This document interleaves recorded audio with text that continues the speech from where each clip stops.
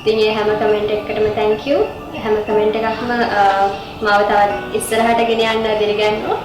ඒ වගේම මගේ යාළුවන්ට කියන්න ඕන මගේ FB එකේ තියෙන හැම page එකක්ම fake ඒවා. ඒක විශේෂයෙන් කියන්න ඕන.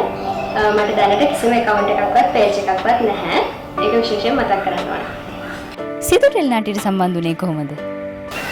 ඒක ලැබෙන්නේ මෙහෙමයි. මුලින්ම මම රඟපෑවේ වස්සාන සිහිනය කියලා ජානක සිරිවර්ධන මහත්මයා විසින්ම අධ්‍යක්ෂණය කරපු ටෙලිඩ්‍රාමා එකක. ඊට පස්සේ ඒ සම්බන්ධතාවයත් එක්ක තමයි මට සින්දු ටෙලිනාට්‍යයට සම්බන්ධ වෙන්න ලැබෙන්නේ. දෙරණ සභාපති ලක්ෂණ වික්‍රමගේ මහතාවත් ගොඩක් ආදරෙන් මතක් කරන්න ඕන. ඔහු නිසා තමයි අද මේ තැන මම ඉන්නේ.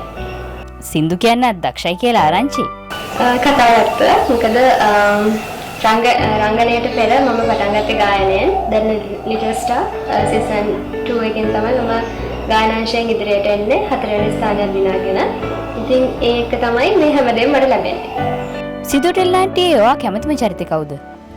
සින්දු නාට්‍යයේ හැම චරිතයක්ම විශේෂයි. මොකද හැම චරිතයක්ම ඉස්මතු වෙලා පෙනෙන චරිතයක්.